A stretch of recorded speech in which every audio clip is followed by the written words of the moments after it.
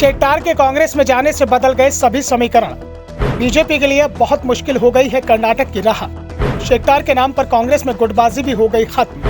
लिंगायत नेता शेट्टार हुबली धारवाड़ सीट से कांग्रेस के टिकट पर चुनाव लड़ेंगे। कांग्रेस ने अपनी चौथी सूची में शेट्टार के नाम का ऐलान कर दिया है। शेट्टार का नाम चौथी सूची में इसलिए आया क्योंकि इससे पहले शेट्टार बीजेपी में थे। लगातार 6 बार से वो धारवाड़ सीट से चुनाव जीत रहे थे और जीत का अंतर भी खास होता था।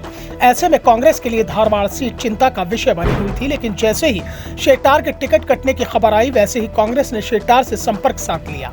कर्नाटक कांग्रेस में 2 गुट बने हुए हैं। एक पार्टी अध्यक्ष डीके शिवकुमार का है तो दूसरा सिद्धरामैया का है, जो दोनों सीएम पद की उम्मीदवारी को लेकर आमने सामने हैं। टिकट वितरण में भी दोनों के नेताओं के टकराव के चलते कांग्रेस अभी तक पूरे उम्मीदवार घोषित नहीं कर पाई, लेकिन शेट्टार के मामले में दोनों का नजरिया एक जैसा ही था।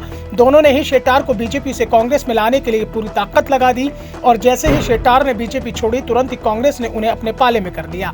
जगदीश शेट्टार का कर्नाटक की राजनीति में कितना बड़ा कद है इसका अंदाजा इसी बात से लगाया जा सकता है कि जब शेट्टार कांग्रेस कार्यालय पहुंचे तो वहां पार्टी का हर दिग्गज नेता मौजूद था।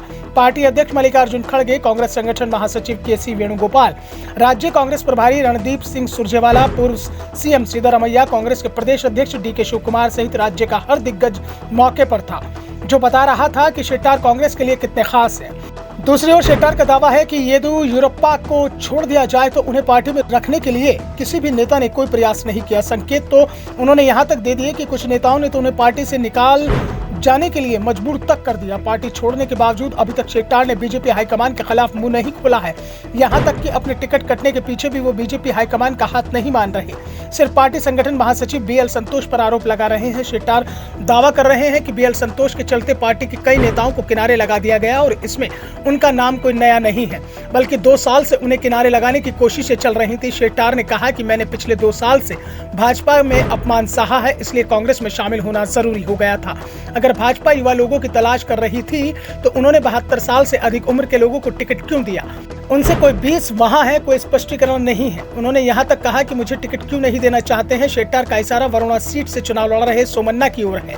उन्हें बीएल संतोष का करीबी बताया जाता है और इसी के चलते उन्हें टिकट नहीं दिया गया, बल्कि वो 2 सीट से चुनाव लड़ रहे हैं। बीजेपी ने कर्नाटक में सिर्फ उन्हें ही 2 सीट से मैदान में उतारा है। पूर्व सीएम ने कहा कि 11 अप्रैल को हमारे प्रभारी धर्मेंद्र प्रधान ने कहा कि मेरा नाम नहीं है, टिकट से इनकार कर दिया गया और मुझे स्वीकृति पत्र भेजना होगा। यह पार्टी का निर्देश है। मैंने धर्मेंद्र प्रधान से कहा कि ऐसा कैसे हो सकता है, मैं एक वरिष्ठ नेता हूं, मैंने पिछले 6 चुनाव 25,000 मतों के भारी अंतर से जीते हैं, जनता मेरा समर्थन करती है, यह अपमान क्यों? लेकिन मुझे कोई संतोषजनक उत्तर नहीं दे पाए। शेट्टार ने कहा कि मैं दिल्ली भी आया था और पार्टी अध्यक्ष से भी मुलाकात हुई, लेकिन मेरे सवालों का जवाब किसी के पास नहीं था। मेरा टिकट किसी नीति के तहत नहीं काटा गया, बल्कि एक आदमी की रणनीति के तहत काटा गया है। पार्टी के संगठन महासचिव बीएल संतोष नहीं चाहते थे कि मुझे टिकट दिया जाए। वो हर सीट पर अपने आदमी को ही टिकट दिलाने की पैरवी कर रहे थे। मेरे टिकट काटे जाने के पीछे उनका ही हाथ है। आज कर्नाटक बीजेपी में जो बगावत हो रही है उसके पीछे भी उनका हाथ है। शेट्टार ने कहा कि अगर बीजेपी कर्नाटक को गुजरात समझती है तो ये उसकी भूल है। गुजरात के मतदाताओं से पीएम मोदी और गृह मंत्री अमित शाह का सीधा जुड़ाव है, जिस कारण कोई पार्टी उनका मुकाबला नहीं कर पा रही है। लेकिन कर्नाटक में जिन नेताओं का जनता से जुड़ाव है, पार्टी उन्हें किनारे लगा रही है।